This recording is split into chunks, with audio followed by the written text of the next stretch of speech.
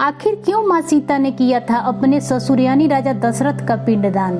क्या सच में सीता द्वारा राजा दशरथ के पिंडदान करने के बाद भगवान श्री राम हो गए थे क्रोधित? आप देख रहे हैं भक्ति मन, तो चलिए करते हैं ज्ञान की बातें। हिंदू धर्म के अनुसार जब भी किसी का मृत्यु होता है तो उसका पिंडदान केवल उसके पुत्र द्वारा ही होता है। लेकिन अगर आप बात करें रामायण की तो भगवान श्री राम ने अपने पिता राजा दशरथ का पिंडदान नहीं किया था। वाल्मीकि रामायण के अनुसार राजा दशरथ का पिंडदान माँ सीता द्वारा हुआ था, जिसके पश्चात ही उन्हें मोक्ष की प्राप्ति हुई थी। भगवान श्री राम, लक्ष्मण और माँ सीता वनवास के दौरान पितृपक्ष में श्राद्ध करने गया धाम पहुँचे। वहाँ ब्राह्मण ने भगवान श्री राम और लक्ष्मण को श्राद्ध कर्म के लिए आवश्यक सामग्री जुटाने के लिए कहा। इस पर भगवान राम लक्ष्मण नगर की ओर सामान लाने के लिए निकल पड़े। तब ब्राह्मण देव ने माँ सीता से आग्रह किया कि पिंडदान का समय निकलता जा रहा है, लेकिन माता सीता ने भगवान राम लक्ष्मण का इंतजार कर रही थी। थल पुराण के अनुसार राजा दशरथ के मृत्यु के बाद उनके संस्कार की हर विधि को उनके बेटे भरत और शत्रुघ्न ने किया था।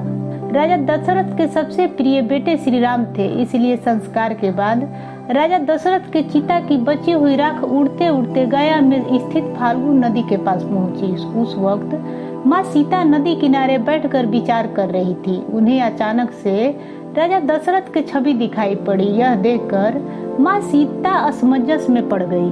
उनके ससुर राग के जरिए उनसे कुछ कहना चाह रहे थे। राजा दशरथ ने कहा कि उनके पास कम समय है, इसलिए उन्हें सीता से अपनी पिंडदान करने का निवेदन किया। दोपहर समय होने के कारण पिंडदान का समय निकलता जा रहा था। वही माँ सीता का व्याकुलता बढ़ती रही। इसी दौरान माँ सीता ने राजा दशरथ के राग को अपने हाथों में उठाया और वहाँ पर मौजूद गाय, तुलसी, कौवा, फाल्गु नदी, बट वृक्ष और ब्राह्मण को इस पिंडदान के साक्षी बनाकर माँ सीता ने अपने ससुर राजा दशरथ को पिंडदान कर दिया।